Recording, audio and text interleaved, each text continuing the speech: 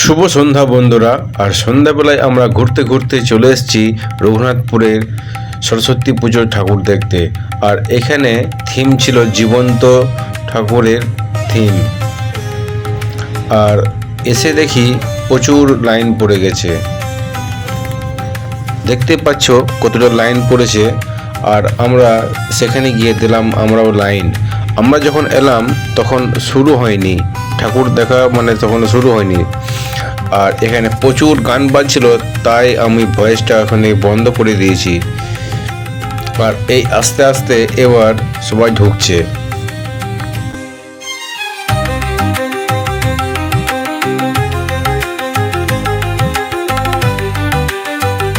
তো তোমরা দেখতে পাচ্ছ কতটা লাইন দিয়ে তারপর আমরা আস্তে আস্তে ঢুকলাম। আর অনেক ভেতরে অনেকটা ভিড় হয়ে যাচ্ছে, তাই কিছু কিছু লোক ঢুকতে দিচ্ছে।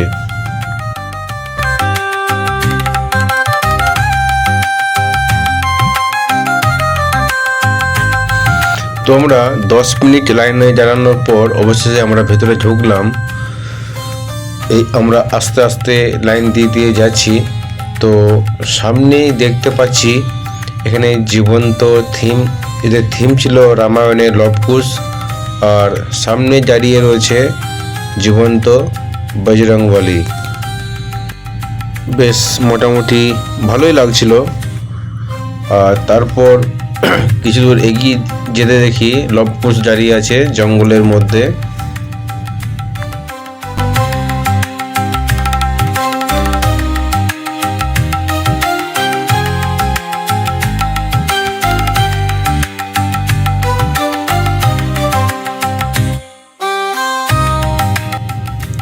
আর এখানে আছে রাম, লক্ষ্মণ আর সীতা।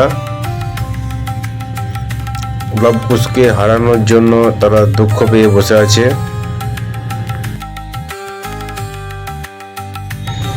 এই হচ্ছে বাল্মীকি মুনি ধ্যান করছেন গাছতলায় বসে। আর তারপরে দেখতে পেলাম সরস্বতী প্রতিমা।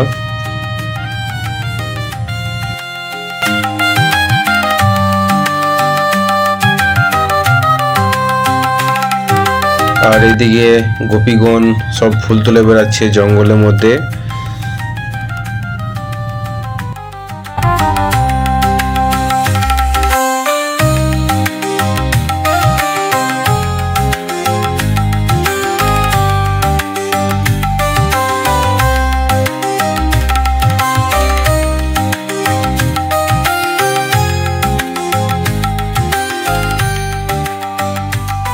একজন বুড়িমা ভিক্ষা করছে।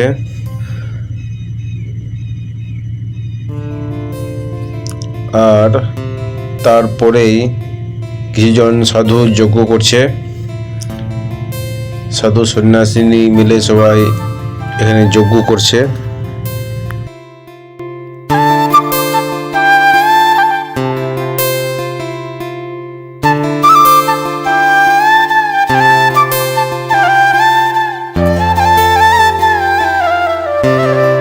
আর তারপরে দেখতে পেলাম আমরা জীবন্ত সরস্বতী।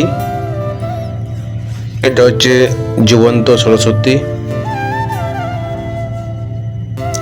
আর হাঁসটা কিন্তু জীবন্ত নয়।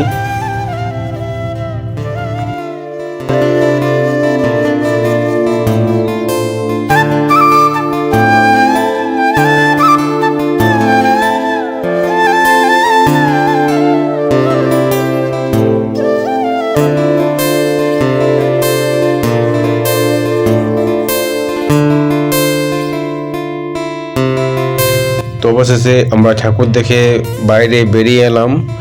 মোটামুটি ভালোই লাগলো। এবার যাব আমরা বাড়ি। আর এখানে এ পর্যন্ত হচ্ছে ভিডিওটা।